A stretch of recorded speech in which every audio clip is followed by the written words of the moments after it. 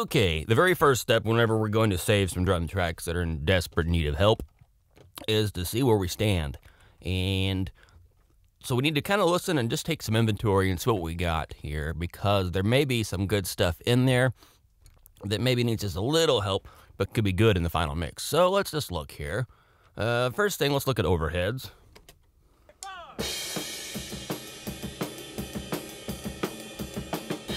Okay, the first thing that strikes me is the cymbals are fine. There's nothing really wrong with that particular sound. There might be a hair, I don't know, insert dumb adjective here, but we can shift those easily.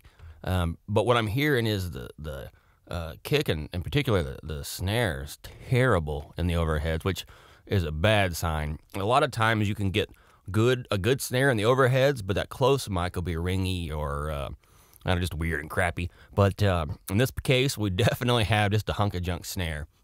I wish I would have had my own snare that I could have gave that kid, because that's one of the few things I don't have for some reason. Part of that's because of these modern tools like Trigger and stuff have kind of gotten me a hair lazy. But let's keep listening.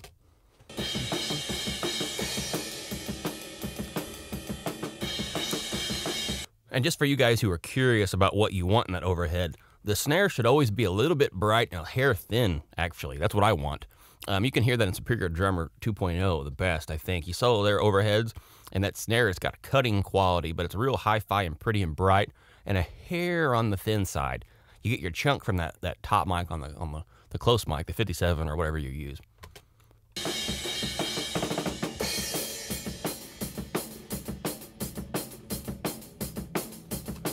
And we do have this hi-hat mic here. I see it's doing some work.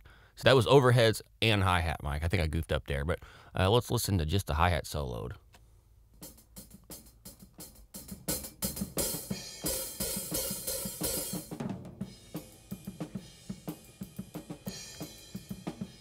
Okay, so it doesn't sound half bad. We can hear when he gets loud, when he starts really banging on the thing. He's definitely a hi-hat beater, but when he backs off, or he's hitting other stuff, it seems okay. There's no distortion or anything bad in there. So that hi-hat track could be useful if the overheads aren't enough. Now, with a project like this, a lot of times they are, but we'll see. So back to the overheads now. Okay, so what I'm thinking here, the kick is real, there's a crappy quality in there. We don't want that. And I think in my younger days, I wondered, well, what did we really want in these overheads? And I can tell you right now is I want them to sound as perfect as possible.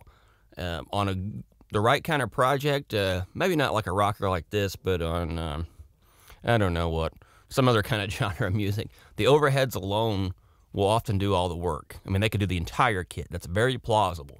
Sometimes not the kick, if you use the space pair on top, you'll need a kick mic in addition to that, but space pair can get us all the way there almost. So the fact that we're not even close is a good sign. So all that real thuddy cardboard box, sounds like it's in another room or 4 away, all that's got to go. Which means I already know what's going to happen with this. We are going to be using aggressive high-pass filtering on these overheads. And I'm guessing somewhere in the 1K ballpark. We'll play with that later, but let's just kind of keep going through. So that was all our cymbals. Let's check out the toms. I'm going to turn that up so you guys can hear that ring easily. If you can take a wild guess, that is almost always bad if we got that ring stuff. So let's actually solo and figure out which tom mics are doing that. We've got, so this is part of my malfunction session. You can see how bad my problems are going when my tracks aren't even working. Tom 2, the bottom, is not even there. And I always, these days, track bottom and top. I recommend everyone doing that. So I can just erase that particular track because there's nothing there.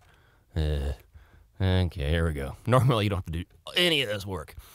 Okay, so we got Tom 1 top, Tom 2 top, and then Tom 1 bottom, which I'm still going to leave that bottom in there just because, but because I love having bottom mics for the toms.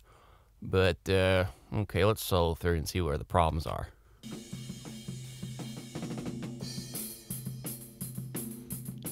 And that's another sign. Tom 1 rarely rings like that. That's almost always Tom 2 or 3.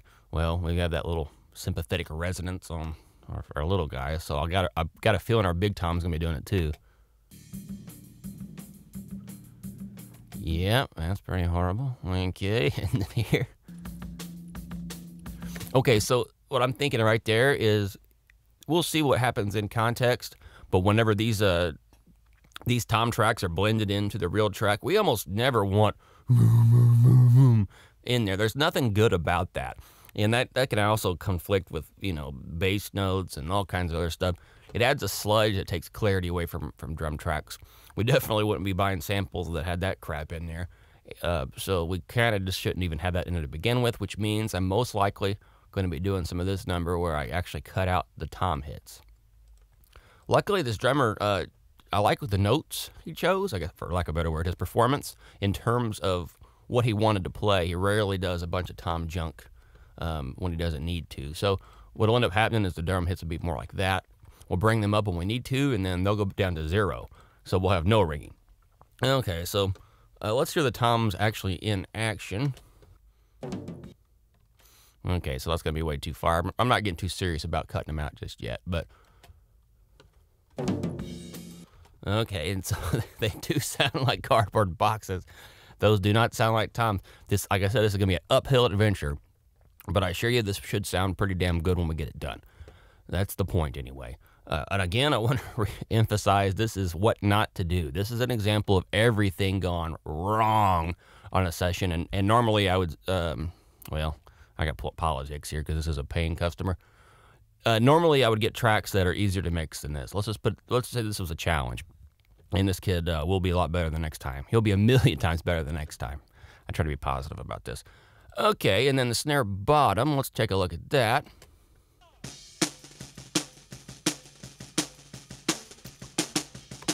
Okay, what I'm hearing there, make sure I don't have any EQ on there. It sounds like I do. I want to make sure these are, yeah, so, okay, that sounds like something I already tinkered with.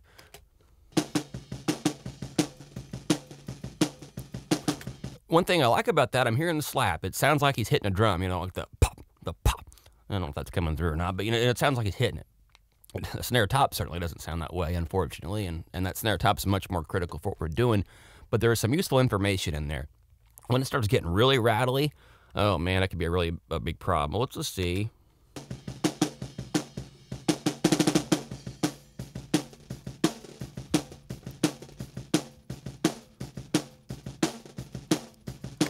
This track is going to come in handy. That is not a bad snare bottom. I wouldn't say it's a great one, but it's not a bad one. Okay, I'm going through. Now I got the snare top, which we already know is just...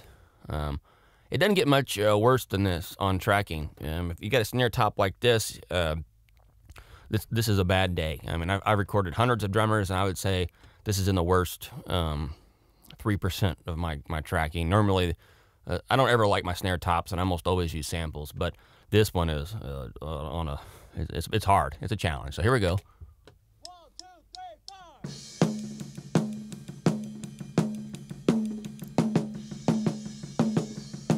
3, 4. We can hear rings at like 400 hertz-ish. There's a lot of 200.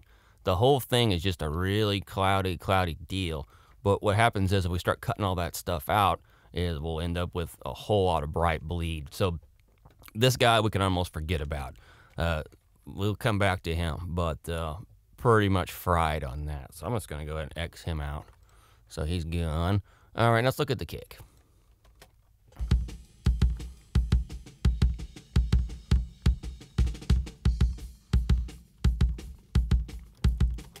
A little bit more John Bonhamish than I expected, actually.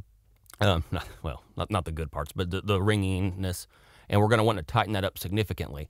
We're going to be have to address the issue of whether we want to keep this particular kick or use samples or blend samples in with this kick. For sure, because this is more of a punk rock sound, we're going to want a lot more snappy kick, for lack of a better word, which is going to mean a lot less sustain and a lot more just initial pop. So a lot more attack on there, both in terms of high frequencies and low frequencies. The low end should be a lot more. So does that help you guys at all? A lot faster.